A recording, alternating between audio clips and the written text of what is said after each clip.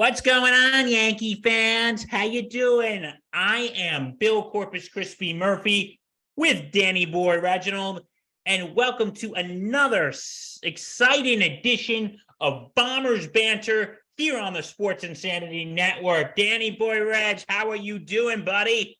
Fired up. The Yankees had a fantastic day. Fantastic. Oh, Billy Boy, you have no idea how excited I am about this Yankee team right now. Coming into May, the Yankees were 15-15. Mm-hmm. They were 500. And then now they are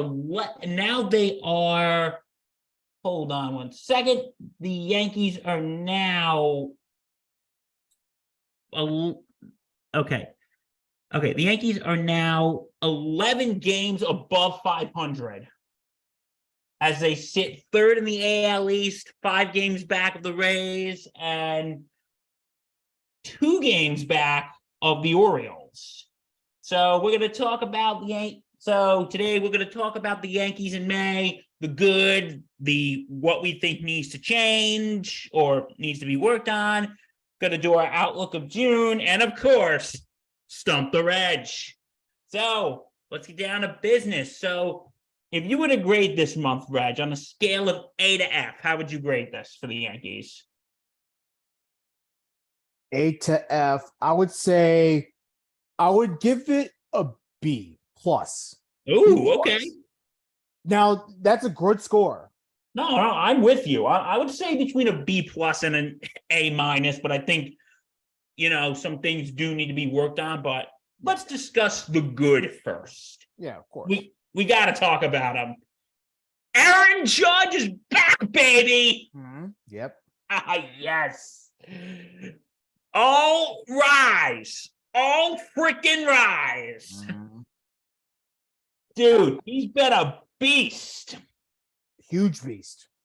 He's been hitting those multi-home run games. He's hitting multi-home runs a game. And did you see that catch the other night? I did. When he robbed the home run, I'm like,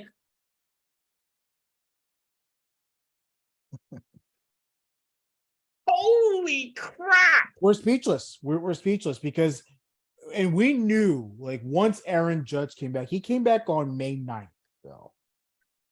We knew once Aaron Judge can come back that he was going to be a huge piece in that lineup. And he's been a big piece and then some. Agreed. In the last about 15 games, Bill, you're going to go crazy over this. Aaron Judge is batting .382.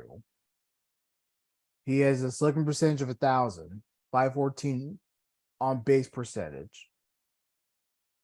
10 home runs, 19 RBIs. He has struck out 18 times. We expect that from Aaron Judge. He's going to strike out a lot. But I look at the on-base percentage, and I see that he has 15 walks. Not only is he hitting the ball, not only is he driving in runs via the single, via the home run, whatever it is, but he's also getting on base via the walks. So he's actually giving the Yankees an opportunity to get some runs.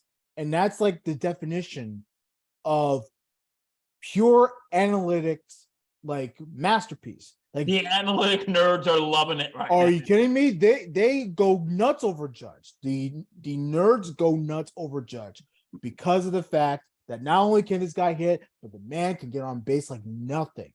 And no, I'm telling you, man, he has been absolutely terrific in this stretch ever since he get back from IL and impact in a huge way. Home runs, winning baseball games, big time hits. Much needed. We miss Judge. Wow, it is. And you know what? At the pace he's going now with the home runs, he's around where he was last year. Yeah. When it comes to home runs, he just hit his 18th, and I think he was at 18 this time last year. Yeah. Around 17, 18 home runs. So a lot of people are going, ooh, is he going to do it again? Yeah. Yeah. Now, obviously, that's a bit of a stretch because I don't know if you'll repeat that. It's only May. Well, But yeah, we're exactly. recording this on May 31st, so tomorrow's June. Holy crap! Tomorrow's June 1st. Yeah, right. Crazy. Now, I can see him going another like 40 home run, maybe 50 home run season. I could definitely see that from him. If he obviously if he stays healthy and continues. Like if he's injured for a long period of time, that's gonna be one thing. But nah, bro, Judge is on a tear right now, and I'm absolutely loving it. He stuck it up. Remember that Blue Jays debacle? Yes. Oh my god, where they accused Judge of cheating because he peeked into the dugout rather than realizing, oh crap, we're actually tipping pitches. And I remember the next night where the Judge was up to bat, the eighth inning. He did not look once towards the Yankee dugout. He just looked straight ahead, and he absolutely crushed that ball. Crushed it. Have you ever seen this meme? It goes big in like a lot of Yankee fan circles, but and I think this was like last year too, because he hit 61 in Toronto, for those who don't remember. But it's this of Vlad Guerrero Jr. going, "This is my house," and then Aaron Judge and the bottom was, "You bet evicted." God, and he owns that's a team that he loves to hit all home runs off of, the Blue Jays, or pretty much any AL East team. I mean, the Red Sox, but like, still like he has been exactly what the Yankees need. That is the type of medicine for a struggling Yankee team. He's been that huge get up. So I'm glad that he's returning into form, and the Yankees are on a roll, big time. Yeah, and you know what I'm loving about Judge now? He's keeping the ball on the ground. Yeah. Well, he's always done that. He's not always swinging for the fences, because my big complaint with Judge in April was, and I told you, and this was at the 2 games I went to, and I know that's a small sample of the whole season, but folks, bear with me. Are you bearing with me here, Reg? Anyway, Sure. Because you know what? It's like when he got up in those games, he hits a home run, and then what does he do the rest of the game? Strike out, ground out, pop out, whatever. I'm like thinking he just does that one home run and then that's it. Like, do I expect him to go 4 for 4 every game? Absolutely not. But it's like, just get on base, and that's what Judge is doing. And listen, do I think he's going to have a repeat of last year? I don't know. I don't have a crystal ball. But if he's where he was this time last year, and don't forget, he just came off a 9-10 day IL. Then he could probably have a 40-50 home run season. Yeah, it's certainly possible. And am I getting the 63 shirts ready yet? Not yet. No. Talk to me in like, Reg, talk to me if he's like around 50 and say August. Then we'll talk about the making the t-shirts, and we'll split up. And of course, this will be an exciting time for New York, because Sir Pete Alonso is also on pace to hit about 60 home runs. So can you imagine that home run chase? How excited that town's going to be in New York City?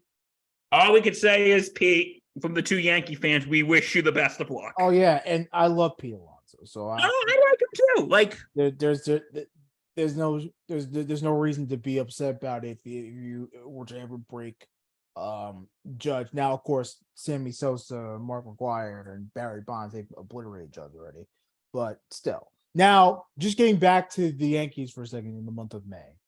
So obviously, it's like a effect. Sort of like the Judge effect. Judge comes back. He's been great.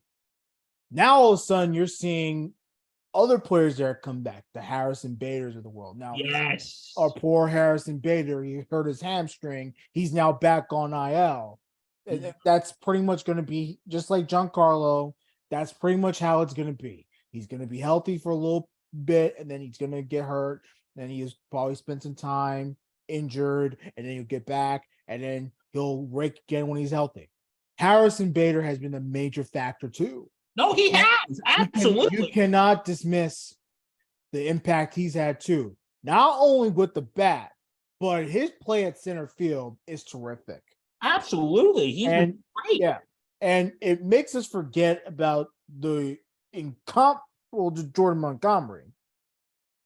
Yeah. And like, listen, we still think that was a dumb move. Oh yeah, and of course, and we went with that, but now that we know what Jordan Montgomery is doing in St. Louis, and the Cardinals are trash. When what Harrison Bader's doing here makes me feel so much better. Like I am so happy he's in the lineup. Okay, Brian Cashman and Hal Steinbrenner, you're off the hook. For now. For now. I still think they're gonna do something stupid in the wait, watch once we get to the trade deadline, Reggie. Yeah, they're gonna do something stupid. Which is not necessary because the Yankees could easily make the playoffs in the wild card. I know it's only May, it will be June by the time you all see this, but Brian Cashman, Hal Steinbrenner, can we not do anything stupid at the trade deadline? Can we just not do anything stupid? And what are they going to do, Reg? I mean, let's see. I mean, they're going to do something stupid. I don't know. I can't predict that right now because I don't know what situation the Yankees are going to be in by the All-Star break. Like, I just don't think it's fair to evaluate that stuff right now. But what I will say is that the Yankees have had many trades go horribly wrong. So Brian Cashman definitely has to be careful if he ever decides to pull a trigger on a trade, especially now that he signed a new contract. He's going to be with the Yankees for a little bit. And for the foreseeable future, he's going to be the GM, whether fans like it or not. He has to make smart moves. That's all I have to say is he has to make smart moves. So far, he's made, of course, Cashman, I don't know how he finds these pieces, Bill. The Willie Calhouns of the world, or hey, he's been a I don't know how he does it because Brian Cashman, for whatever reason, he picked some dude off the street, probably wasn't very successful in the last place he's been, and they rake for the Yankees. They're doing fantastic stuff.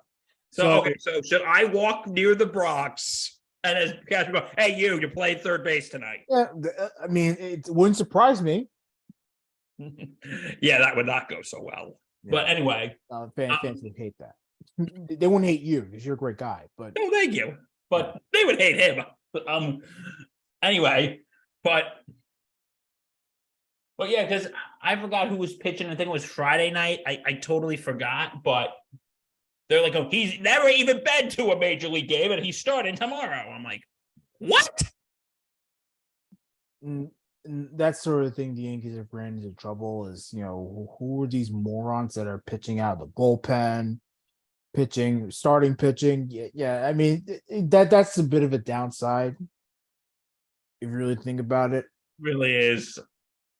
But getting back to the offense, though, we sit here and gush about Judge for the past couple minutes. Rizzo, who is unfortunately injured right now after a collision. Yeah, I think he'll be fine, though. I'm not too worried about Anthony Rizzo.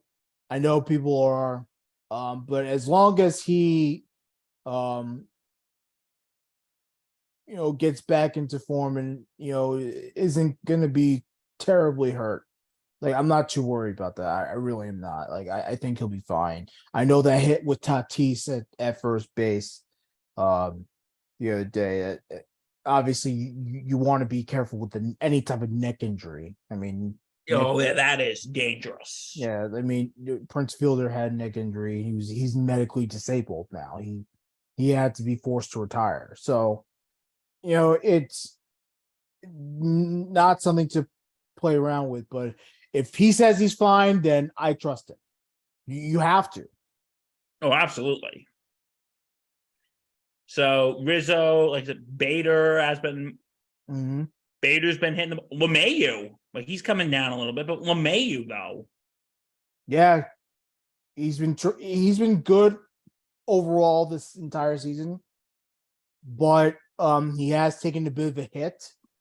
He hasn't had a great May, but again, good enough where he's suitable. And I'll give him a C. Yeah, Plus, I'm it's feeling not, generous today. it's not where you want him to be right now. But at the same time, if he produces in a way that helps the Yankees win, that's all that matters. But yeah, I wish we are getting better production out of LeMahieu, especially now with the contract that um we gave him. So it is it's not concerning, but it's frustrating to watch at times. It is absolutely frustrating to watch, but I think the bats have overall been decent. No, they've been good. They've been Not decent. They've been very good. They've been very good. good. Bats have been very good. I have no complaints about the hitting. Yeah, you're getting good. You're getting good at bats out of Jake Bowers, who again off the street don't know him very well. Glaber's had a good year. I'm sure he's a fine fellow. Oh yeah, I'm sure he's a great fellow too. Rizzo, we talked about him. He's been raking. No surprise there. Lefty bat, he's gonna drive it out of the ballpark. That's just how he is. Rizzo's good. Judge is good. We've seen some good stuff out of Cordero. Who's Frankie Cordero, beast. awesome. Anthony Volpe, and he's not. Look, he won't. I don't know if he's gonna win Rookie of the Year or anything. I don't care if he does. I don't think so right now. But look, he's doing the best he can, and given the circumstances, he's had done a great job at shortstop, and now he's starting to hit the ball better. So we were a little concerned because he hasn't been hitting the ball, but now he's starting to hit the ball, and he plays a good defense. So, huge plus. I mean, would you? I'm telling you, man, it's way better than seeing Kiner Falefa out there every day. By the way, Isaiah Kiner Falefa, excellent utility guy. And he is, oh yeah, and how he got that game-winning hit on Saturday against San Diego. See, now I feel better about Kiner Falefa being on the team because I know he's no longer has that pressure to be the everyday shortstop, which was freaking me out the entire season 2022. Oh, agreed. So Volpe being there is, by far, it slowly it is becoming one of the best moves Brian Cashman made. Getting his first grand slam this month. Yep, that too, and many home runs after that. Like making him the youngest player to get a Yankee to get a grand slam. That's pretty cool. That is pretty cool. So, yeah, like here's the thing with Volpe, and Reg, you and I, we talked about this on the Sports Insanity podcast. I don't like how people go, "Ooh, Volpe's gonna be the next Jeter." I'm like, stop it, just stop it, like, stop it, please. You know what? Don't compare him to Jeter. Just let Volpe be Volpe. Mm-hmm. It's not 1996 anymore. It's not 1998 anymore, even though I'm wearing the 1998 hat. Shout out to JT Mahoney. That was a Christmas gift he gave me. Awesome. Shout out, it's not 1999 anymore. It's not 2000. It's not 2009 anymore. Stop comparing Volpe to Jeter. He's not Jeter. Just let Volpe be Volpe. Because you're putting way too much pressure on this kid, folks. Because we're all expecting he's going to be the next Jeter. He's not going to be. Sorry. Well, I don't want him to be the next Jeter.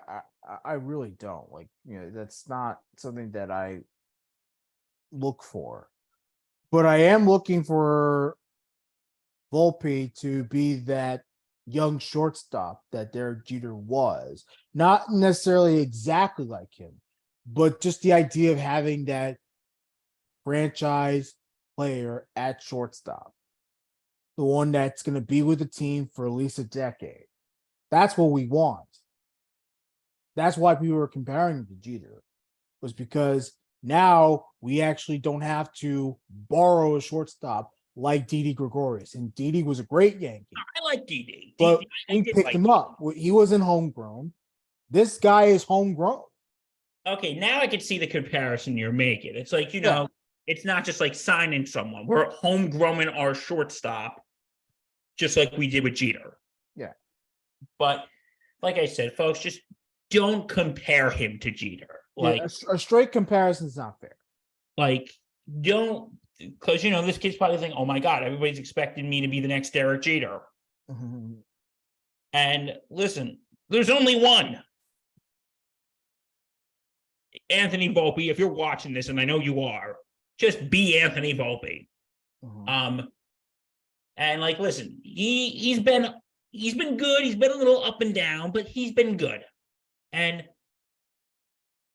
I think he's going to win Rookie of the Year, like you said, probably not. But hey, it's only May. This is the last time, Reg, we can say, "Oh, it's only April. It's only May," because now June, we can't say, "Oh, it's only June." Like now, by the time Memorial Day hits, we have to start looking at the standings and everything because before it's going to be August and dog days of summer, and that's dangerous territory if you're out of the playoffs. yeah. Dangerous territory. So yeah, now we're coming into a time where they got to kick things up and they have to make a playoff push. And given the expanded format of the playoffs, it's way easier to make the playoffs today than it was years ago. So the Yankees don't necessarily have to win the division. And look, I don't think the Yankees are going to win the division. I think the Rays are better. I think the Orioles are better than all the teams in the AL East.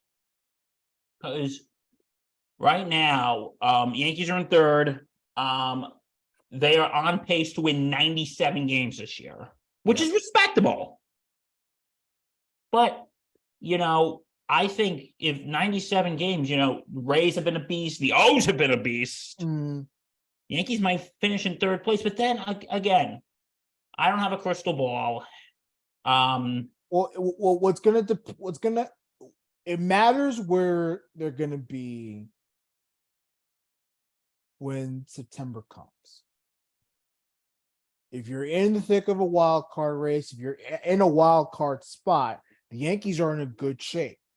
They will not be in good shape if they are 2 games or 2 spots out of a wild card, 3 spots out of a wild card.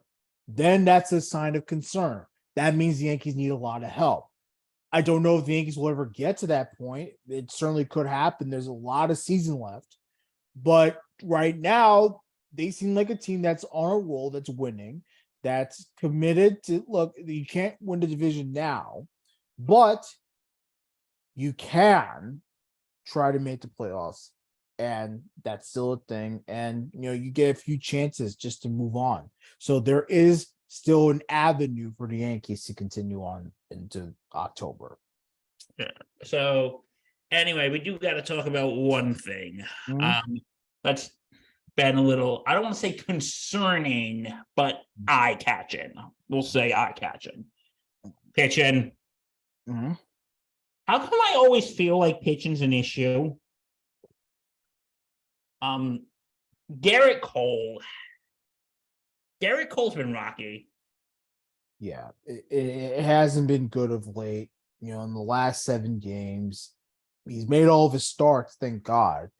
But the man keeps giving up home run after home run after home run after home run. He has a ERA north of 4.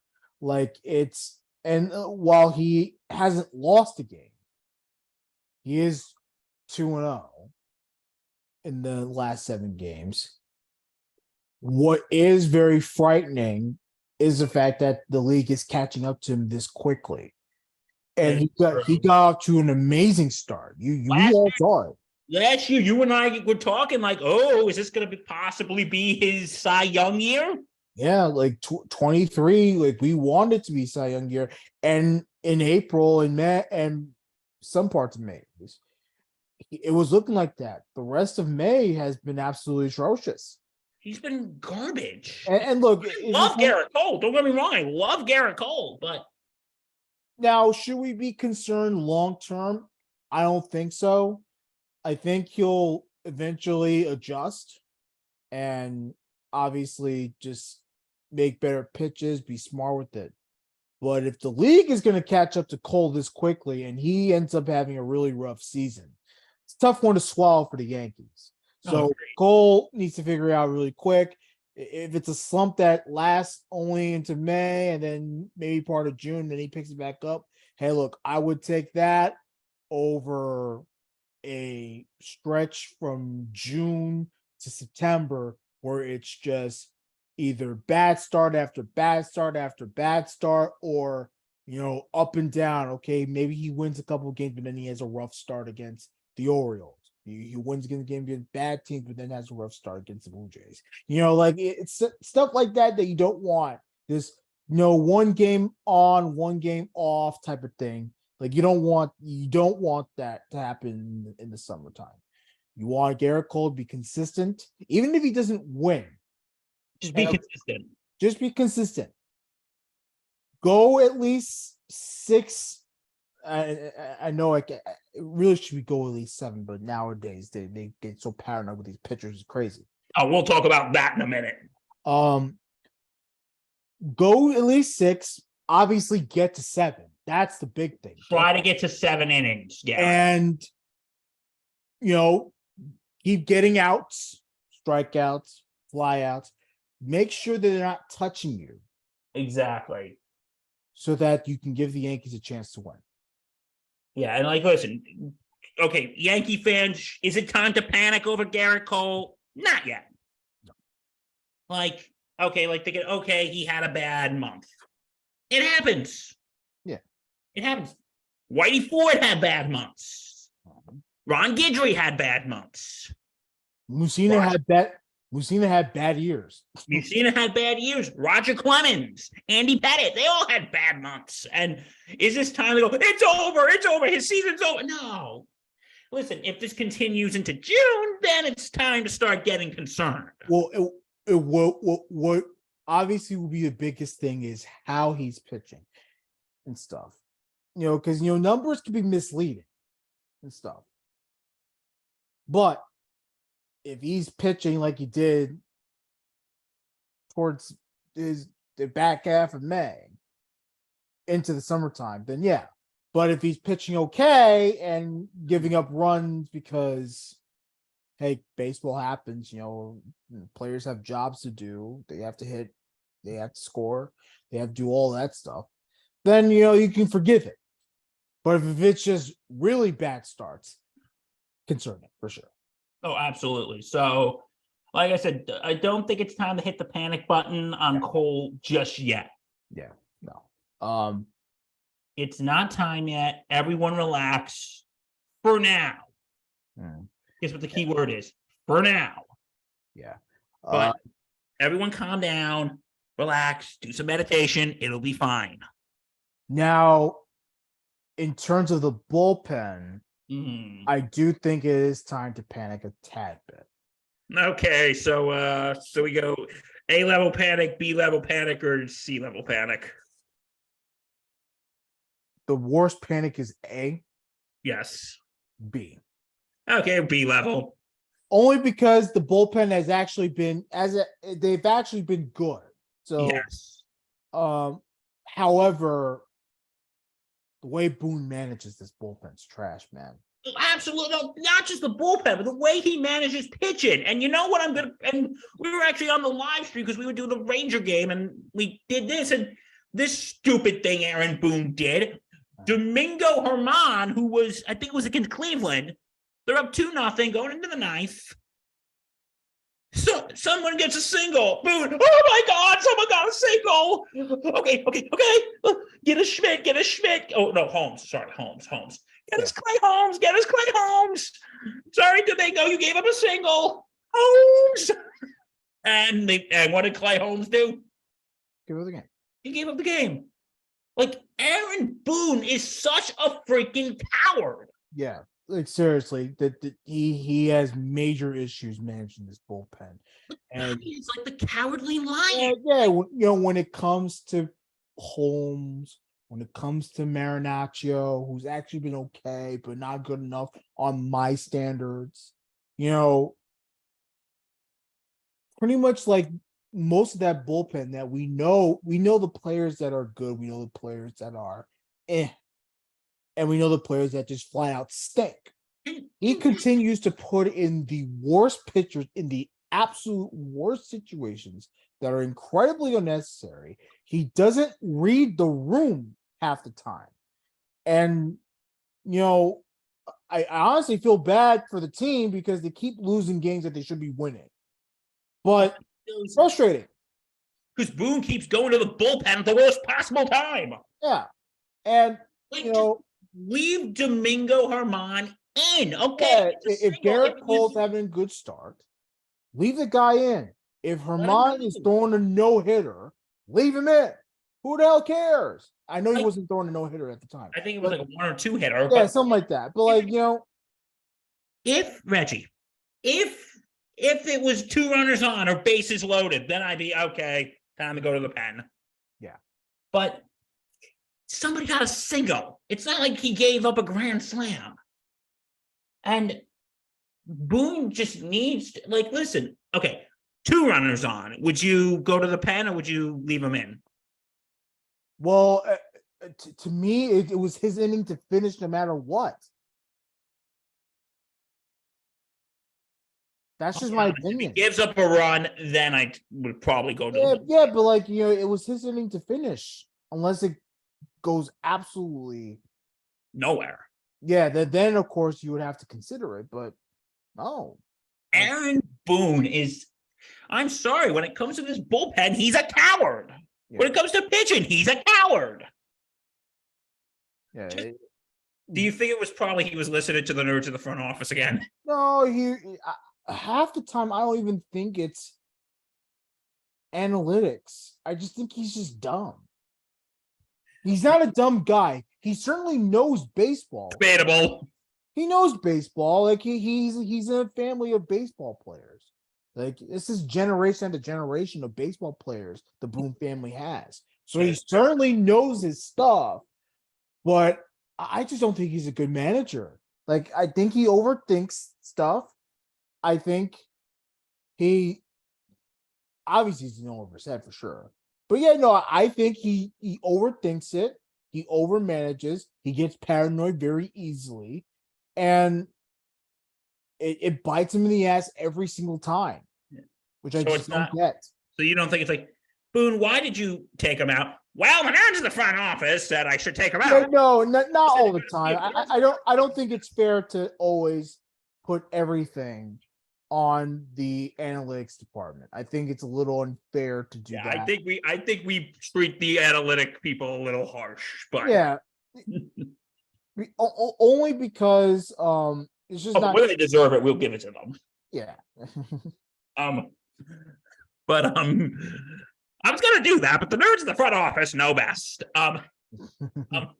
Anyway, but yeah, a part of it's definitely the fact that he has an analytics cheat sheet type of thing, and then another part of it is just the fact that he's just not good at his job, and we've been saying it for a long time. We've been saying this for years, and guys, he's not a good manager. He's not. Guys, we always got to remind you that yes, we're Yankee fans. This is a Yankee fan podcast, but we're going to give you the truth. We're not going to sit here and sugarcoat it. Yeah. If Aaron Boone does something stupid, we're going to come on here and say, yeah, that was stupid. If he did something that's questionable, that may be okay. Maybe that wasn't the worst thing. We'll say, okay, maybe. Listen, we're on this podcast, we're going to hold Aaron Boone accountable. Yeah. And if he screws up, we're going to come on here and say, yeah, he screwed up. But if he does something that's defense-worthy, then say, okay, we'll defend him on this. Okay, maybe that wasn't the worst thing he did. But no. We told you from day one, we're going to give you guys nothing but the truth here. But yeah, he's too coward. He's panics too much. Yeah. Just like I said, okay, a single, not the end of the world. If someone comes up, hits the runner in, then go to the bullpen. Yeah. But in any case, Boone obviously still over managing and still really pissing us off half the time. And I'm sorry for my language, but it's the truth. It's the truth. Even that game against the Orioles, where the Yankees had a lead, and then they had this big. The Orioles had this big, what, 8, 9 run inning type of thing. Like that's just a situation where Boone has to know very quickly. Like you cannot let the game go that quick, and he just doesn't do half the time. In terms of the rest of the bullpen, I'll give a couple of guys credit. I'm going to give Michael King credit. He's been terrific all season. He has a 176 ERA. He's played 18 games, and he's been phenomenal every time. He has great stuff. Yes. I will Mike also give, King has been yeah, King's been good.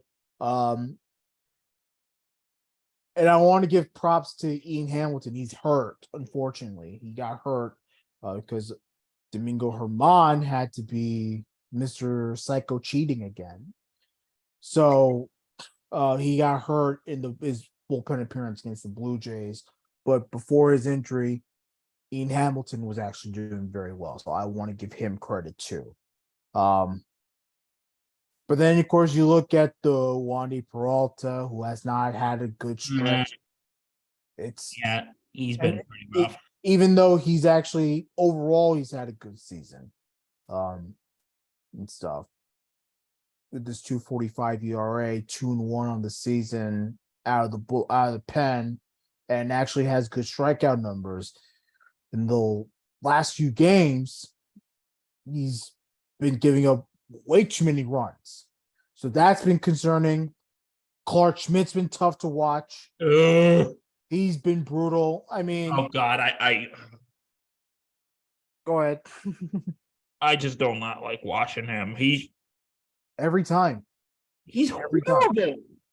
He has not been good all season. Period. He has not been good. And yet Boone continues to throw him out there for whatever the hell. We will reiterate: Boone is an idiot. Yeah. So that hasn't helped the Yankees' cause. But then again, the offense continues to save Boone's ass. That's what's been saving the Yankees a lot is the hitting. Absolutely. They've been scoring a lot of runs, which is a good sign. But then, one thing that's going to expose you is your bullpen. And that's always been a thing with the Yankees. For The whatever the freaking reason, they can never have a good damn bullpen. And it's not just been the bullpen itself. We just said it's the way this bullpen is managed. Mm-hmm. So yeah, frustrating. So yeah. So that's with the pitching. Starting pitching. Like I said, Cole's been a little rocky, but hopefully he can find his footing and he'll be okay. Yeah. As for the rest of the starters, Domingo Herman, you should be ashamed of yourself. Whether it was rosin or not during the Blue Jays game, don't you think that if you've been flagged at least once, that you need to have someone in the back shoulder telling you, hey, look, they're going to have your eye on you. Make sure that you do everything they tell you and wash your hands and do everything, right? Right? Exactly. He doesn't do that. So, look, do I think it was rosin? Probably not. But if it was, why didn't you wash it off? Why didn't you clean it off? He wasn't thinking. Yeah. Also, if Major League Baseball, and me and Rifkin were talking about this on Batter Up, if Major League Baseball wants to crack down on the sticky stuff, don't you think you would have MLB officials like making sure that there are no sticky stuff that's around the game? That is true. Just saying. And another thing, this is another thing with Boone. You know that your players are being flagged for the sticky stuff. And Do something Boone, about it. and Boone, of course, is making himself out to be this all big time players manager. He's buddy with everyone. You don't have the nerve to go up to Domingo Herman and make sure that he's not doing anything that's possibly illegal. Like, dude, but he does fine when he's taking them out of the game at the worst possible time. But anyway, I don't understand that, but Domingo sorry. Herman, you should be ashamed of yourself. Yeah, absolutely. And also another thing about Boone, his ejections. Oh yeah, that's another thing. Can this guy not get ejected every night, please? It's kind of entertaining to watch. It's entertaining, but I need you to manage a team. I don't need you to argue on every fucking. This dude argues every time. Like, just leave it. Joe Torre didn't argue as much as he has, and Joe Torre was there for 12 years. Girardi, he did argue, but they knew. Okay, Torre and Girardi knew when to argue. Yeah, and he knew their limits because they know they need a manager. But this man complains about everything, man. He's trying to look tough. Aaron Boone, you're not a tough guy. You're not. Just go out there and just manage the game. If he makes a bad call, he makes a bad call. You just shout it out, and that's it. But don't keep shouting it out. We need you to freaking manage. And I don't care what anyone says. It's not a good look. And what did you think about when he was suspended for that one game? I'm like, good. Thank you. Good. Thank you. Deserved it. You probably made him think a little bit. You know what? I can't be missing these games with my guys. Yeah, of course you can't. It's like if you watch the thing Rifkin and I did at the end of last season, when he hit the table, when it was the autopsy report that we did, I made this joke because I feel like Boone meets with an acting coach. Okay, Aaron, you have to look human. Yeah, you can't just look like you're this robot controlled by the front office. That whole banking on the table thing was such a. It's like LeBron James flopping. Like, it was so fake. Like, it's crazy. It's like his acting coach was probably telling him, okay, argue with the umpire so people think you're actually human and you just don't take orders from the nerds in the front office. Yeah. No. But Aaron Boone, just stop it. Yeah, watching that is incredibly frustrating. It's kind of funny, but still. But frustrating. It's not something they need. It's kind of, I will admit, it's entertaining though. It is entertaining as hell. Can we agree on that? Yeah, for sure. So Domingo Herman, you should be saying yourself. Nestor Cortez, I want more out of him. I feel like he has his stuff, but he's not executing on the pitches very well. So that's been tough to watch. And obviously we don't have our big guns, the Rodons of the world. He hasn't come back yet. They said he'll probably be back sometime in like July. Yeah. Severino just got back. He's doing okay. Yeah, and look, obviously 3 innings, of course, you want to go slow with Severino. You don't want to rush him too quick. Just so he can get back into the swing of things. But that's another pitcher that I need him to get going like now is Luis Severino. And, absolutely. I wasn't too panicky because I'm thinking, okay, get back. One start's one thing. By the time it gets to this like third or fourth start from IL, like we need to see something. We want something. And something good. So that's the Yankee pitching overall. Very shaky, and once again the hitting just continues to save their asses, and yeah, tough to watch. But Yankees are winning, and that's been huge. Yeah. Overall in May was like 19 wins or something like that. Yes.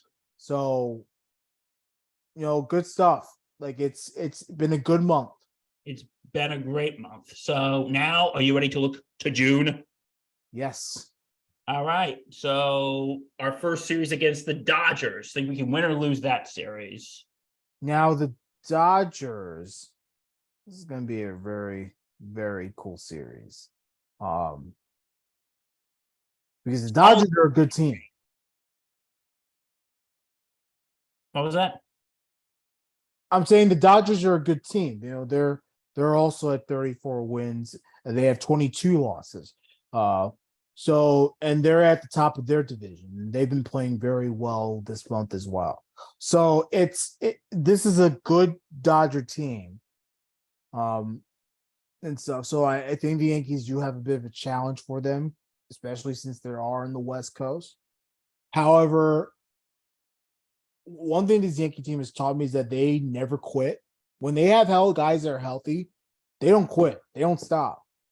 So I'm confident that they'll put out something in the series. I don't think it's going to be a blowout or anything. Even if they lose 3 games against the Dodgers, I think overall, like the Yankees are going to be very competitive in that series.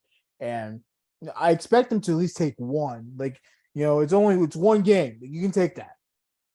Yeah. So yeah, I think they're either gonna take 2 out of 3 or just take 1. I think they'll at least get a game out of that series. Yeah. Dodgers have been good.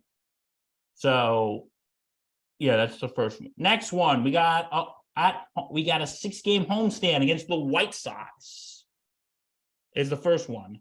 Mm-hmm. How do you think they're gonna do that series?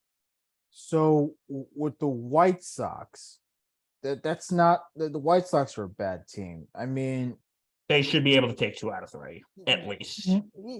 more than that. Like Bill, Getting the broom out.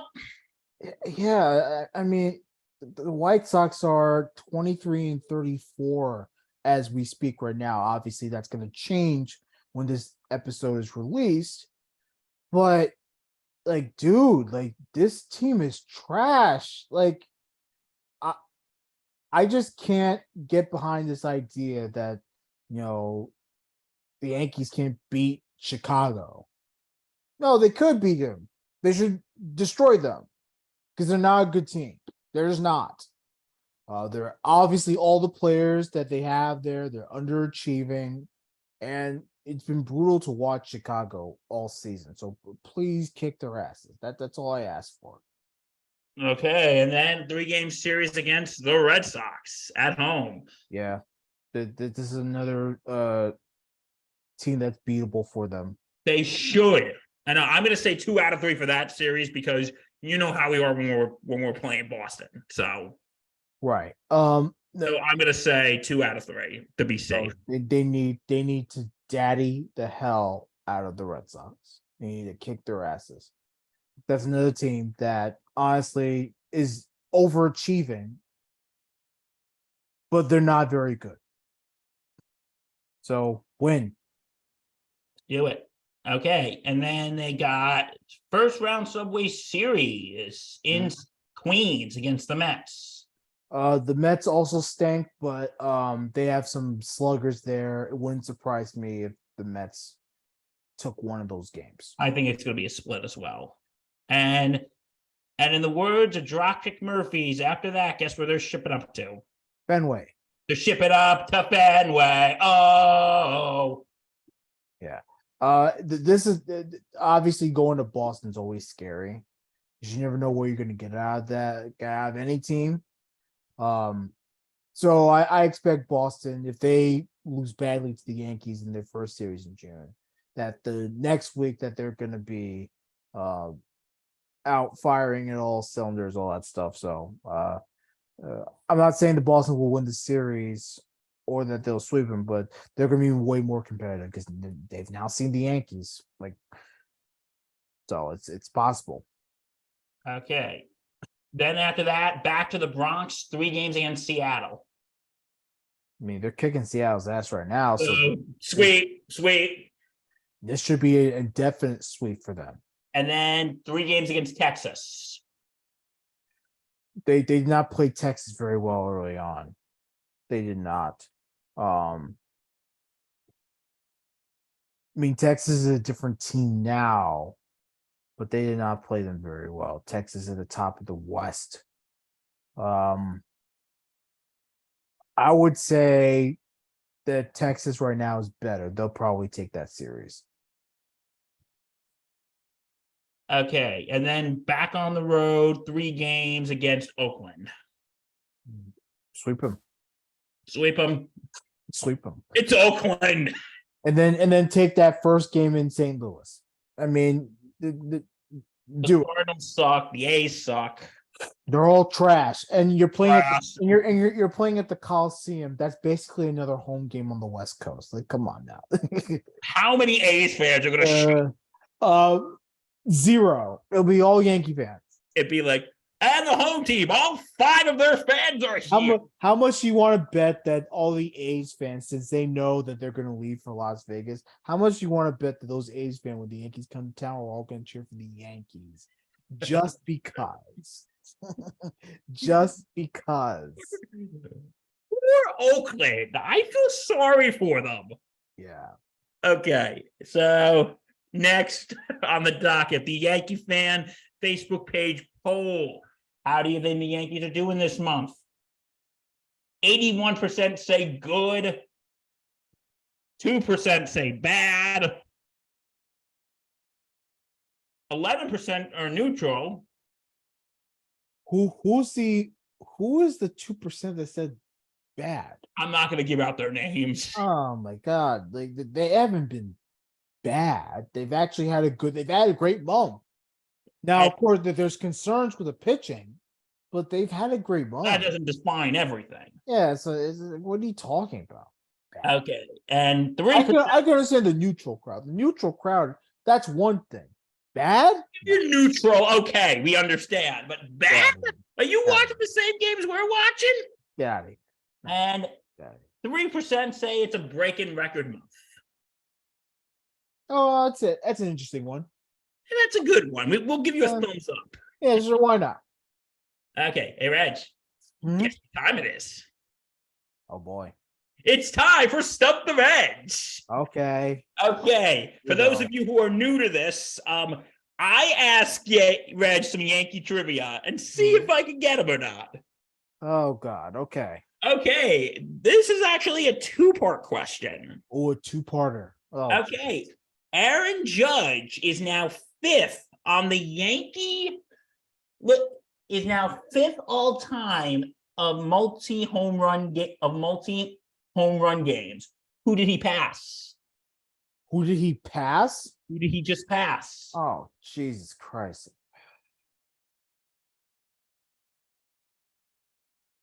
You see a lot of multi-home run games. I'm going to guess this one. I know I'm going to be wrong. That's the thing. Multi-home run games. Who did he pass? I'm going to say something. I'm going to get it wrong, and you're going to kill me for it. Did he pass Giambi? No. See, I knew it. Would you like a hint? Sure. He came in 2004. So it's either A-Rod or Sheffield. It was A-Rod? It was A-Rod. Okay. He passed A-Rod. All right. For my former nemesis. Yeah. A-Rod's a good guy. I like A-Rod. Love him. Yeah. Hey, okay. So anyway. Okay. He passed A-Rod. He's now number 5 on the list. Who are the other 4? Huh? Who are the other 4 on that list? Who are the other 4 on that list? Okay.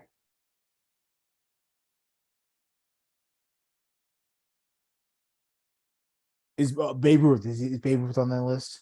He's number 1. Okay. The Iron Horse. Is he on that list? He's number 3. Okay. Lou Gehrig. By the way, June 2nd is Lou Gehrig Day. Yes, it is. So we might have a special podcast for that, just to honor the legendary. All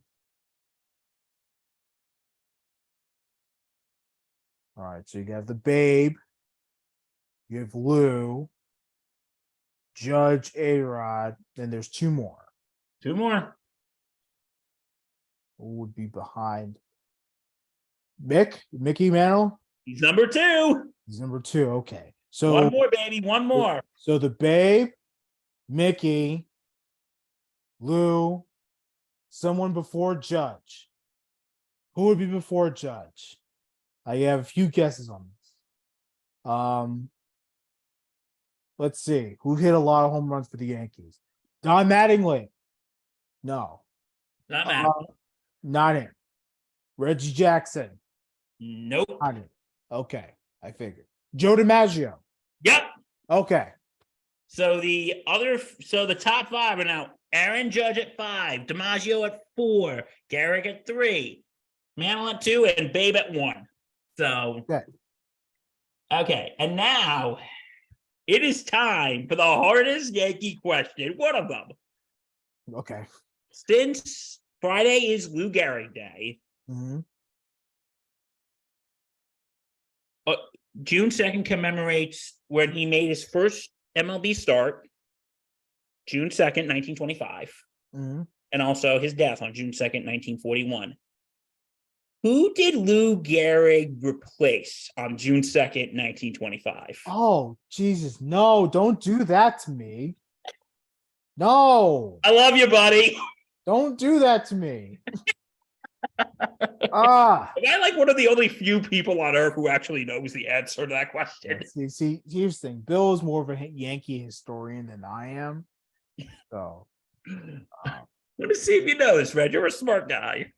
who played first base for the Yankees in 1925? I don't know. You want to take a crack, or do you just want me to? Or you just Jesus. in the white flag? No, I'm throwing in the towel, man. Come on. You know who it was? Who is it? Wally Pipp. Huh? I would never have guessed that. So I know about 90% of you out there are like, who? Wally Pipp was the first baseman before Lou Gehrig. Yeah. Like, he's one of those, he's known more for who replaced him, being Lou Gehrig, than him himself. Like, right. June 2nd, 1925, apparently he had a headache and he said, I can't play today. And they put in Gehrig. And the rest is history. Yeah. And, the irony is when Lou Gehrig took himself out of the lineup on May 2nd, 1939 in Detroit, Wally Pipp was actually at the game. Funny. Well, not funny knowing what happened after that. Well, yeah. No, obviously we know the scenario, not scenario, the circumstances. I meant. But yeah. So that is the yeah. So yeah, and I thought for Lou Gehrig, Dad asked a Lou Gehrig type question, and yep. Honoring his 14-year career and such a short-lived career, man. I mean, I know he did a lot in those 14 years for sure. But man, that disease is just absolutely terrible. You know what? How it affects your body, how it just takes away every little ounce of you. Like, just brutal. God bless him. God bless everyone that goes through that. Like, seriously. Did you know that I was listening, there was Michael K. He was talking to someone from some ALS organization last year, and this is going to be in my Lou Gehrig vlog that's hopefully going to drop on Friday. Did you know someone who was diagnosed with ALS would have the same prognosis that Lou Gehrig would have in 1939? Yeah. So sadly, there hasn't been much Now, of course, there have been those like Steve Gleason of the New Orleans Saints, most famous for the block punt. Yeah. Saints return. He's been battling ALS for years, for at least a decade. Really? So there is some type of medicine and fight with so many different people. But like, man, like it's a tough disease, man. And I watch how much it takes out of you. Like it's just crazy. Yeah. So okay. You know what? To sort of lighten the mood, I'm going to ask you one more question. And this is something I just found out recently. True or false? The Yankees at one time had a mascot named Dandy. Named Dandy? True. I don't know if the name was Dandy, but I know they tried out a mascot. That is true. I actually just found that out a couple weeks ago. So was the name Dandy, or was the name was Dandy? Yeah, like Yankee Doodle Dandy. I know they tried out a mascot. This has to be something like the 70s or 80s. Late 70s. The reason what happened was because he was actually modeled after Thurman Munson. Right. And then you know what happened to Thurman. Yeah. Then after that, they decided to discontinue. Yeah, I mean, look, at that time, everyone was on the mascot craze. Shout out to the New York Mets for starting that whole thing. By the way, do you like mascots? I'm That indifferent was a about it. random I, question. I don't care for it. Look, I think football's a more mascot sport I than don't think any of my teams have mascots. So it's really not. I don't care for it. I really don't. like I was at the Met game this month, and I'll be honest, Mr. Met came over. I'd give him a fist bump. Oh yeah, no, yeah. I would Look, give Mr. Met a fist bump. don't get me wrong. Mascots are great They're fun. for sports. Yeah, no, it makes sports more exciting. But I don't care if my team has it. I really don't. If they want to have one, and that mascot's all fun and games, great. If they don't want one, okay. Well, look, New Yorkers just go to watch the game anyway. So it's like it's not the end all be all. They don't get a mascot. Okay. Sorry we had to do that, folks. Just, have to talk about Lou Gehrig and ALS. We needed something to end this show on a more on some levity. Mm-hmm. Okay. If you liked what you see here, Reg, where do they go?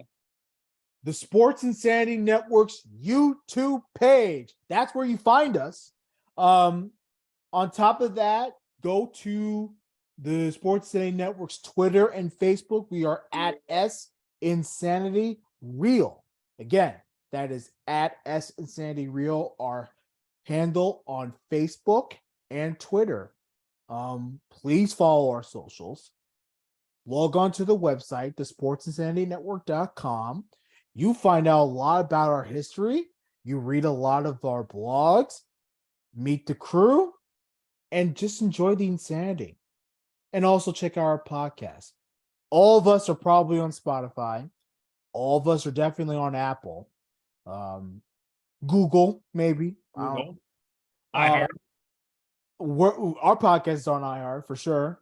I think Batter Up is on iHeart. So that's a good thing. But if you ever find our podcast on your favorite platform, take a listen. It's great. Okay. So I'm Bill Corpus Crispy Murphy. I'm Danny Boy Reginald. Hope you enjoyed this episode of Bombers Banter. Stay safe, take care, and let's go Yankees. Let's go Yankees. Let's kick some ass in June. Let's not get punked by the Red Sox. Can we not get punked by the Red Sox this season? Can we not get punked by the Red Sox? Oh, no. That's the last thing I want to see. And maybe a special Subway Series episode with our friends. Possibly. I mean, I don't mind doing a little collaboration. Okay, so we will see you next month. Let's go. Do it.